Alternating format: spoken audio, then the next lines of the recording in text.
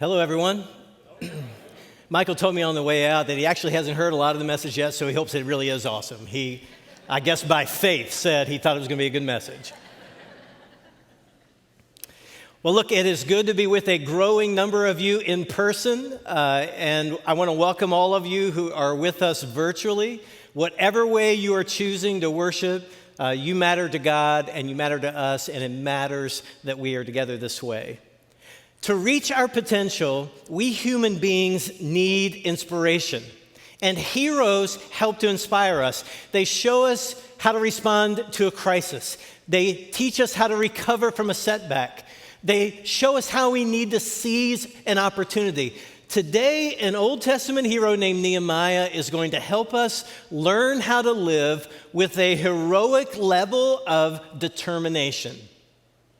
Researchers looked at a group of students who performed better at solving a difficult math puzzle to determine why some did well and why some did not.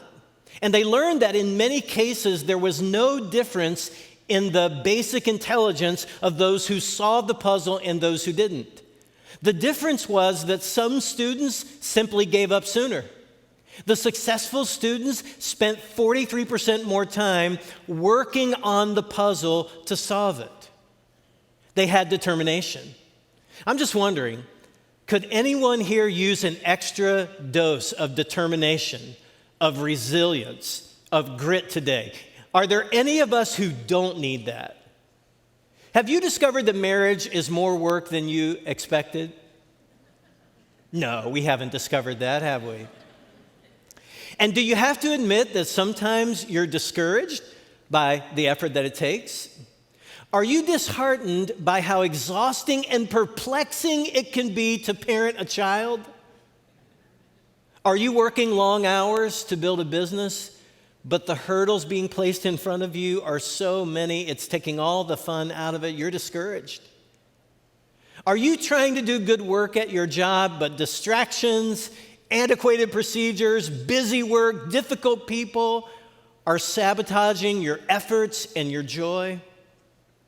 Well, today I hope you discover why Nehemiah is right behind Joseph, last week's hero, on my list of favorite people in the Old Testament. Nehemiah was a Jewish man who was living in exile. That means he wasn't living in his own country. He was a trusted servant to Artaxerxes, who was the king of Persia, during a time when some of the Jews were being allowed to return to Jerusalem after decades of being in exile. I mean, some of the Jews were born in exile and they were going to Jerusalem for the first time because they knew it was their home city. But when Nehemiah asked how it was going for those who were repopulating Jerusalem, the news he received was disheartening. The walls around the once great Jerusalem lay in ruins. The majestic city gates were reduced to ashes. At this point in history, a city without walls, a city without gates was not a viable city. So Jerusalem was a shadow of its former self. And those who returned to reestablish the city were embarrassed and discouraged by the condition it was in.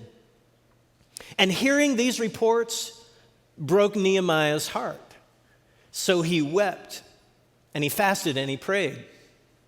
And he asked God to grant him favor with his boss, King Artaxerxes, because he was making plans to ask the king for time away and for resources to rebuild the wall around Jerusalem. And when Nehemiah asked, the king said yes. So with permission and with resources to rebuild the wall, the project went off without a hitch, right? And this is a short sermon. It's the length of sermon you've always wanted, and now we get to go, right? No, none of those things is true. If it had gone down that way, Nehemiah would not be a hero, because a hero defeats opposition. A hero overcomes obstacles. A hero succeeds against long odds. But above all, a hero must resist discouragement. Heroes don't quit. Galatians 6:9 says, so let's not get tired of doing what is good. At just the right time, we will reap a harvest of blessing. Read those last words out loud with me. If we don't give up. If we don't give up. Friends, if we persist in doing wrong, that's just stubbornness. But if we persist in the right things, that is godly determination. And Nehemiah is a great example of that kind of determination and resilience. He refused to give up. So I want to highlight some of the things that Nehemiah did that kept his level of resolve, his level of determination so high, because I think the same things can help us to remain determined. The first thing Nehemiah did was to ignore unfair criticism. One of the harsh realities of life is that every single person will eventually become the victim of undeserved criticism. No matter how well-intended you are, no matter how properly motivated you are, no matter how skilled you are going to be disparaged without cause by someone, and probably by multiple someones at some point. And the more visible your role, the more important your assignment, the more likely that is to happen. As soon as Nehemiah began rebuilding the wall around Jerusalem, do you remember who showed up? The critics emerged. Look at Nehemiah chapter 4, beginning at verse 1. Sanballat was very angry when he learned that we were rebuilding the wall. When good things make people angry, it's a signal that something inside them is off. He flew into a rage and he mocked the Jews, saying in front of his friends and the Samaritan army officers, "What does this bunch of poor, feeble Jews think they are doing? Do they think they can build the wall in a single day by just offering sacrifices? Do they think they can make something of stones from a rubbish heap?" Speaking of the ruins of the wall, and charred ones at that. Tobiah, the Ammonite, who was standing beside him, remarked, "That stone wall would collapse if even a fox walked along the top of it." Well, thank you, Beavis and Butthead. You're so funny. Actually, when I read about Sanballat and Tobiah and their little gang and their attempt at sarcastic humor, I think of Biff the Bully in the Back to the Future movies. You remember Biff? You remember Biff trying to use sarcastic humor with Marty and saying, "Why don't you make like a tree and," what's the rest of it? "Get out of here." That's what he said. You're supposed to say leave. He said, "Get out of here." What a doofus. And that's what Sanballat and Tobiah sound like as they attempt to ridicule Nehemiah. And their cronies laugh, but no one else does. But I so admire Nehemiah's response to the sarcasm. He did not plunge into depression. He did not respond with similar insults. He didn't challenge Sanballat to meet him outside, although I confess I could have enjoyed that plot line. Nehemiah entrusted the attacks to God. Look at verse 4 of chapter 4. It says, "Then I prayed, 'Hear us, our God, for we're being mocked. May their scoffing fall back on their own heads, and may they themselves become captives in a foreign land.'" Don't get Nehemiah praying against you. He goes on, "Do not ignore their guilt. Do not blot out their sins, for they have provoked you to anger here in front of the builders." Notice that Nehemiah didn't say that he was provoked by their insults. He said God was insulted. God was provoked. He realized that his enemies were opposing God, not him. And he rested in that realization, and he kept doing the work that God called him to do. And the result? Well, the next verse says, verse 6, "The wall was completed to half its height around the entire city, for the people had worked with enthusiasm." What were Sanballat and Tobiah trying to do? They were trying to drain people of confidence. They were trying to drain their enthusiasm. But it didn't work, because it didn't work on Nehemiah. Friend, when you are the victim of unjust criticism, it is so tempting to strike back. It is tempting to try to prove that you can be just as sarcastic, just as cutting. But Nehemiah models what we ought to do when that happens. Leave it with God, entrust it to God, get back to work. Don't go to social media and whine. Don't sit around and brood. Don't make every conversation you have with anyone about that concern. Instead, carry on with what God has called you to do. Here's a great way for us to summarize this principle, remember it, and apply it. When someone makes it personal, you make it spiritual.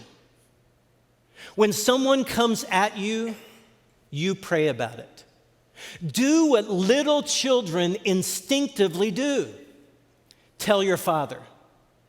Turn it over to God and trust God to respond according to his will. And look, you are welcome to pray any way you want to pray. I mean, I have people tell me all the time, I prayed for this and I prayed that, and I have real doubts about whether God is going to answer those prayers as they have been prayed. But the great thing about prayer and the great thing about God is that we can pray whatever we want. We can empty our hearts. We can pray with emotion. We can pray things that somewhere deep down we know God really shouldn't even answer. And what Nehemiah did was to pray, God, let them have it. Let them have it. But guess what? God will answer in his way. And God will answer in his time. And maybe God will be just as gracious with our enemies as he has been with us at times. God is not obligated to do things the way we ask, but he invites us to ask. And God can always handle hearing what we really think. And the benefit of praying honestly, the benefit of praying openly, is that once you release it to God, you can get back to building something. Can I talk to students for a moment? Many students feel like they have a self-appointed critic in their lives or an arch nemesis at school or in the neighborhood or on a sports team whose sole mission in life seems to be ridiculing you, criticizing you. Did a name or a face pop in your head when I said that? In fact, if you're an adult, did a name and a face pop into your head when I said that? Trust me, your best response is to entrust that person to God and then to move on and build something good with your life. There are times when especially bad behavior needs to be confronted by those in authority. That's certainly true in the church, and God makes that very clear. But often your best personal response is to pray about it, refuse to dwell on it, get back to building. And maybe you'll feel a little better if you remember something that Jesus said about life. Jesus said, "Woe to you when all men talk badly about you." That's not what he said. He said, "Woe to you when all men speak well of you." Now look, that doesn't mean that criticism is never valid, because sometimes it is. The Bible says it is wise for us to heed a legitimate rebuke. But Jesus cautioned us against thinking that we need everyone's approval. He doesn't want us to be controlled by critics. He reminded people that false prophets were often applauded in the Old Testament. True prophets were often treated badly, even killed. So as the Apostle Paul said, make it your aim to please God, not men. Don't obsess over your critics. Excuse me. Another thing Nehemiah did was to address challenges head on. Have you noticed that life's challenges do not take a number and sit down and wait until they are called to be dealt with? No, they barge into our lives, don't they? They demand attention, and we can feel overwhelmed by the number of personal challenges, challenges at work, challenges with extended family. For Nehemiah, a season like this began in verse 10 of Nehemiah 4. And that's where Nehemiah is informed that those working on the wall, the people doing the work, are exhausted. Why? Well, not only did the workers have to build the new wall, they also had to clear all the rubble from the former wall that had been destroyed. And while they were doing that, they had to be ready to fight at any moment. So they had back-breaking labor on one hand, and then they had the stress of knowing that they could be attacked at any moment. And they had been going at it hard for several weeks, but they just couldn't keep up the pace. And meanwhile, Nehemiah's enemies are getting more agitated. They are making wild threats, and many believed that they would follow through. So Nehemiah made some adjustments. He posted half the people as guards while the other half of the people worked. And then after a while, they would switch roles, and the people working would guard, and the people who were guarding would go back to work. And the people felt more secure, and the work continued to progress. And then Nehemiah developed an emergency plan. If the people working on the wall heard a trumpet, they should run toward the sound of the trumpet and be prepared to fight. And Nehemiah kept reminding the Jews that the physical realities of the wall and the threats and the danger were not the only realities. There were also spiritual realities. They were not alone. God was on their side. If we have to fight, Nehemiah said, our God will fight for us. Now, that doesn't mean they could sit down and not pick up their weapons. What it means is that God would help them be victorious because he was with them. Look, this account is a reminder that nothing worthwhile is built without some battles. Nothing worthwhile is accomplished without facing opposition. So when you are feeling overwhelmed by problems and challenges and opposition in your life, how do you respond? Do you run from the problems? Do you try to ignore the problems? Or do you address them?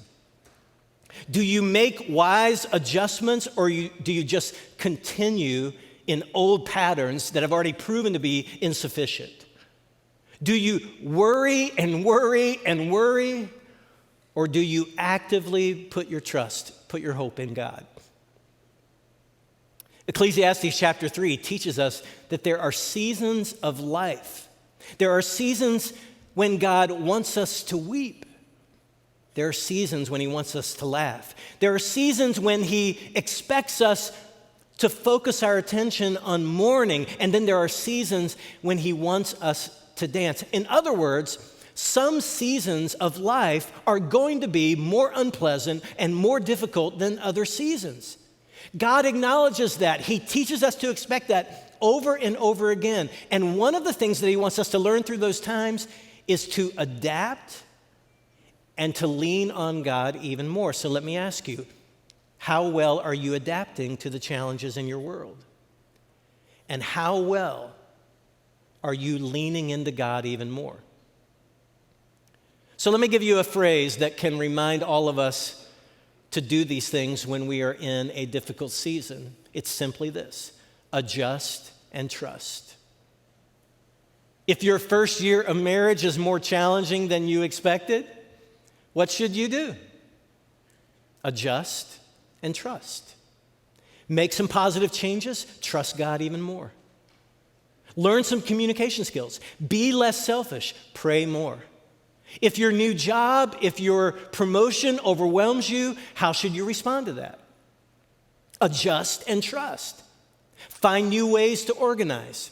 Ask for some advice. Discover a book or a podcast. But always, always pray and cast your cares, cast your anxiety on him. Ask God to teach you what you need to learn. Adjust, but trust. That is a wise way to face the battles that are brought to you, but to continue to be productive and build a worthwhile life. You know, one thing I learned as a young adult is that what I used to consider busy and overwhelming wasn't so bad.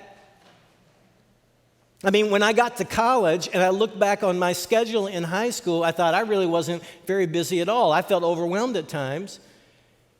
You get into your early 20s and you look back on high school, and if you went to college, you look back on those years or your young adult years. I mean, in college, I would spend 2 hours almost every day playing basketball and then 2 hours hanging out with my friends at night. But then I'd be on the phone with my mom. How are things going? Oh, Mom, it's so busy. So demanding. College, man, a lot of work. Guess I read that somewhere. But we can find our way in every new phase of life if we learn to adjust, if we learn to adjust and trust God. You know, sometimes the adjustment is managing time better. Sometimes the adjustment is learning to ask for help or learning to delegate. Sometimes the adjustment is spending less time on things that really aren't that important. Sometimes it is working harder until we figure out what it means to work smarter. When you drive a car, do you set the steering wheel in one direction and leave it? No. Even if you're on a road that's perfectly straight, you make minor course corrections. Hopefully not because you're on the phone, but you make minor course corrections. I mean, on a straight highway, you're making tiny course corrections to keep things on track. In fact, we begin to do that instinctively because we just expect driving to be that way. We should expect life to be that way. Often it is during moments of feeling overwhelmed that we discover ways to adjust and to live better. Researchers at UC Berkeley introduced an amoeba into a perfectly stress-free environment. Ideal temperature, optimal moisture, constant food supply. The amoeba had an environment that required no adjustment whatsoever. And the result was it died.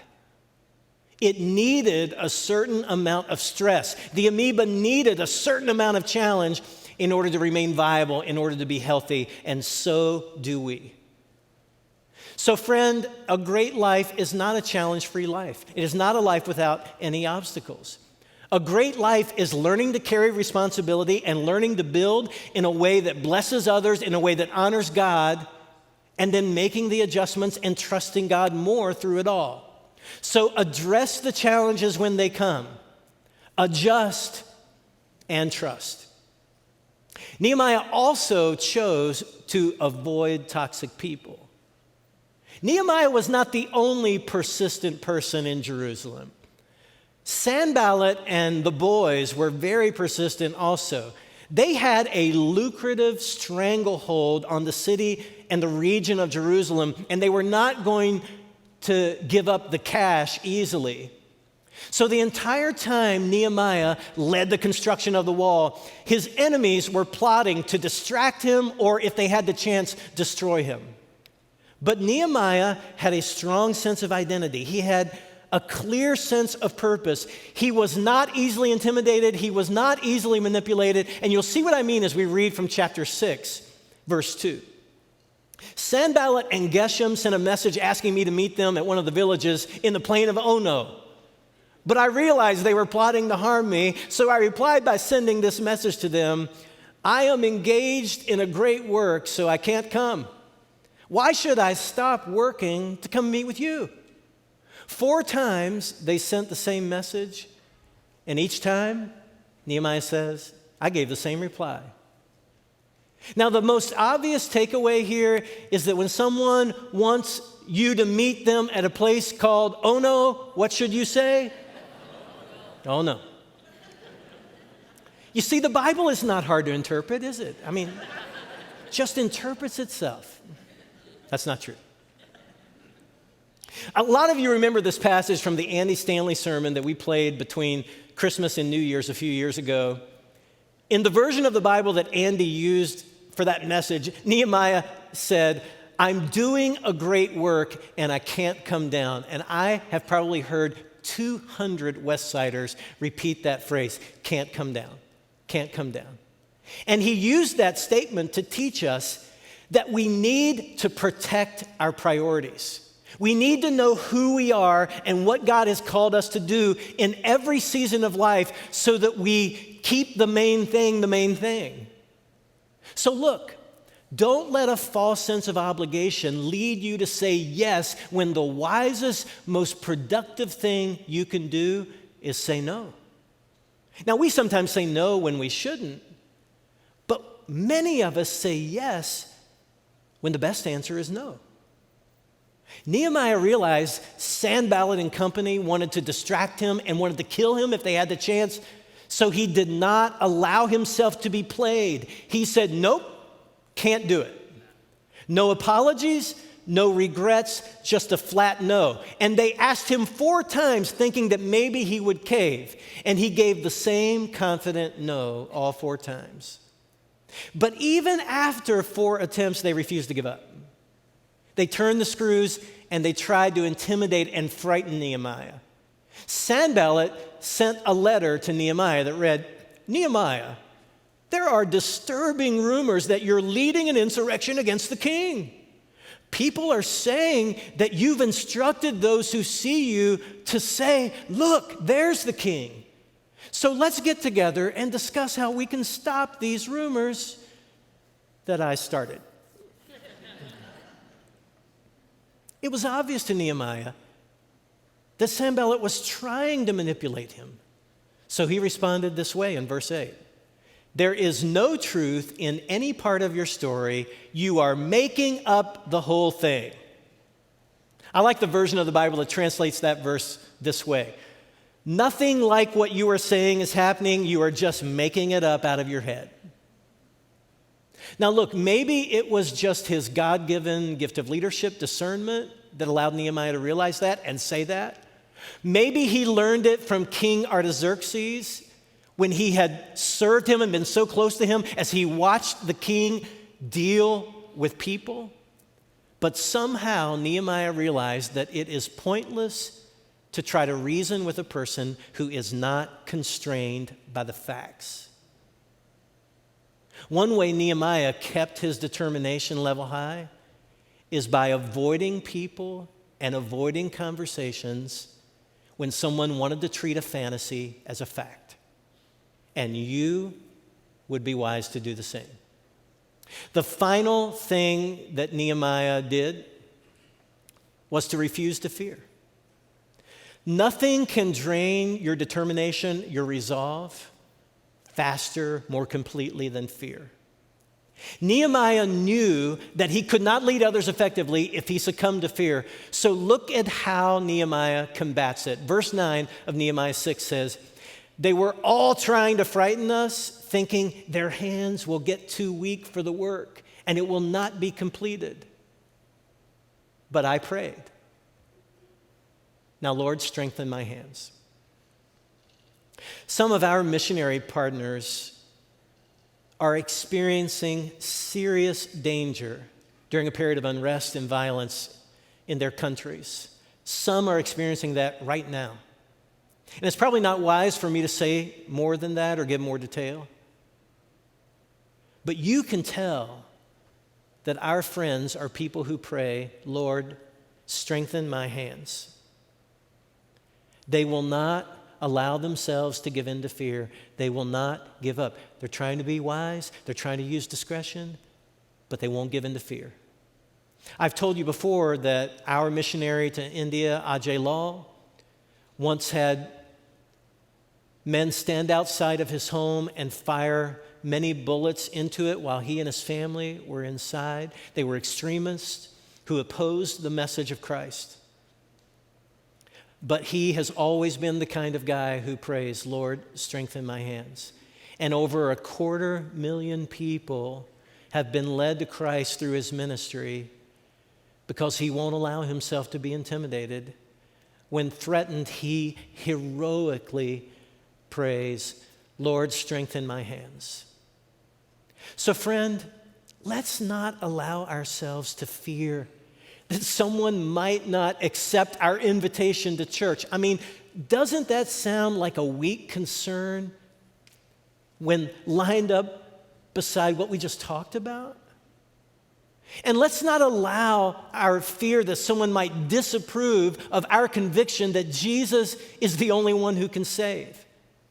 Let's ask ourselves what Nehemiah asked himself at one point. Am I the kind of person who ought to run away in fear? The answer is no.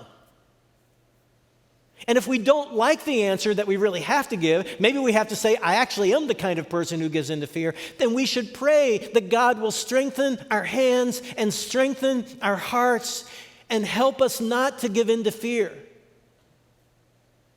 I think it was David who prayed, when I am afraid, I'll put my trust in him. So look, there will be times when we are faced with fear, but how we respond is our choice. We need to put our trust in him and respond as if we know, because we know that he will strengthen our hands and strengthen our hearts. Let's pray.